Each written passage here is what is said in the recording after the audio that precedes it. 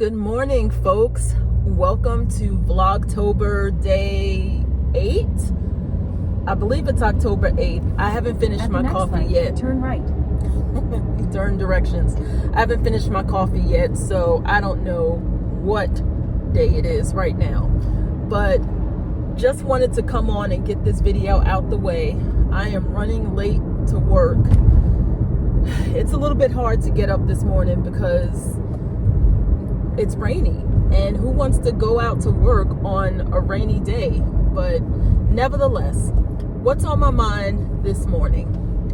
Well, I was watching another YouTube video. Well, I was watching two YouTube videos. Before I got in the car, I was watching one by a YouTuber who I first learned about her when I saw a video of her saying that she had been laid off, and she had filmed her being laid off. You know, she got a call from her employer one morning, or whatever the case was. I don't remember the details, but she had a sneaking suspicion that she was about to be laid off.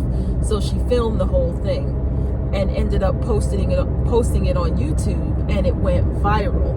So fast forward, she's been essentially without a job, or a permanent one rather, for the past, I think, 9 months, she said.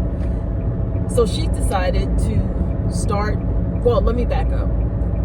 I keep saying that a lot, but she, let's see if I can figure out a way. She's been jobless for about 9 months, but she always had a YouTube channel. In this 9 months that she's been jobless, she decided to just go full speed ahead with YouTube, and she's driving for Instacart, and she's also substitute teaching while still continuing to apply for jobs. And she also created like a kind of a Printify type store.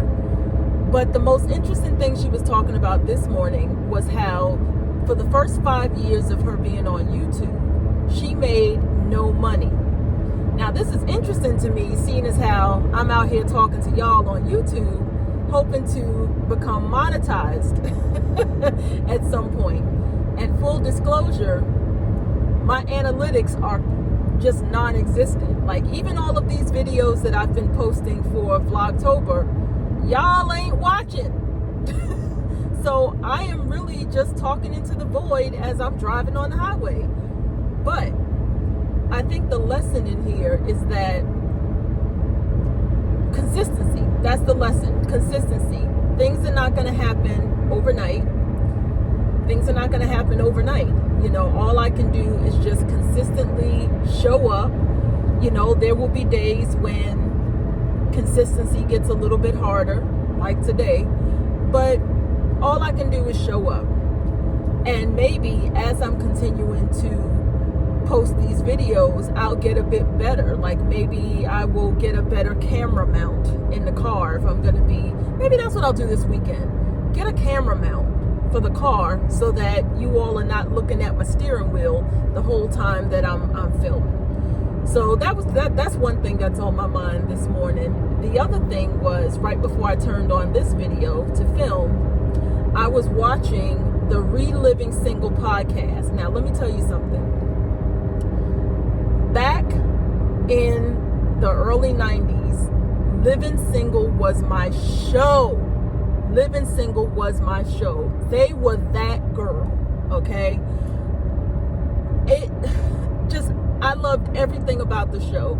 And even now, at my grand old age of 49, about to move into 50, I still watch the show on reruns. I will put it on in the background when I have some work that I need to do, or if I need to decompress, I will just put the show on and laugh my behind off. Like, it's as funny to me now as it was back then. So imagine my surprise when I discovered that the Kim Coles and Erica Alexander, the actresses that played Sinclair and Maxine, they have a podcast. It's called the Reliving Single Podcast.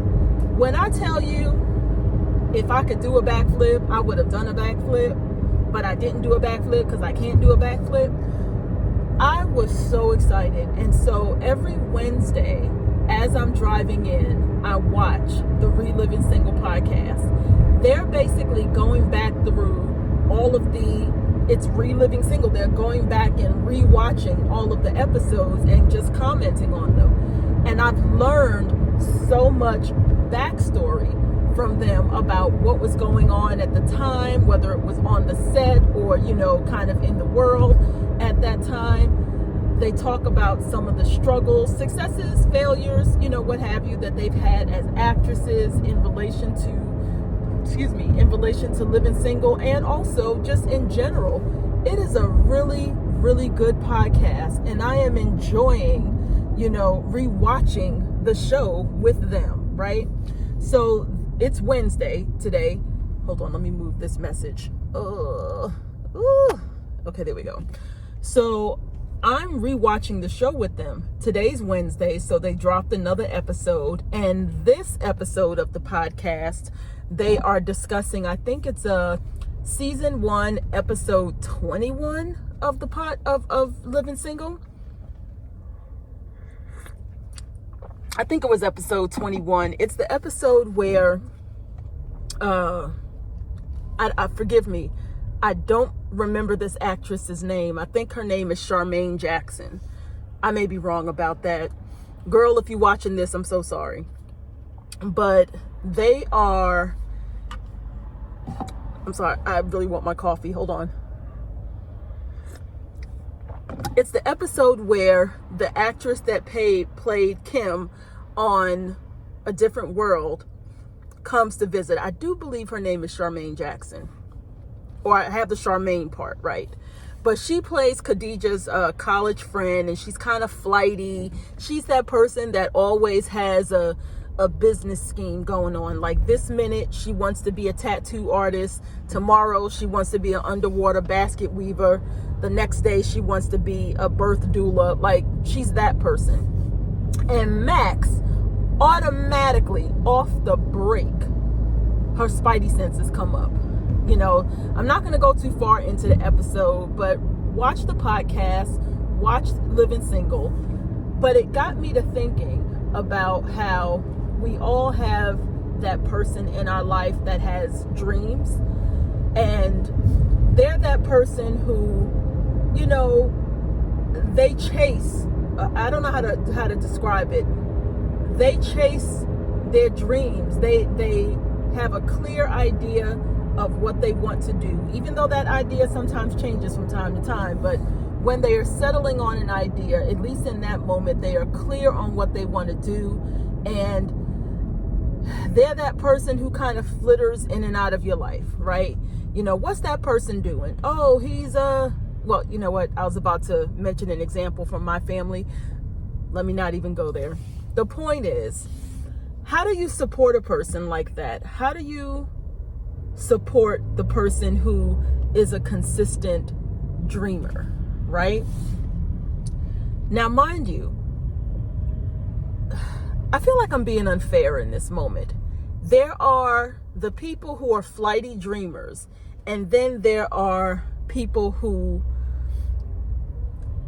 instead of adopting a more traditional, go to school, get a job, get paid a lot of money, get married, buy a house, have some kids, retire, vacation in Boca Raton, and then die.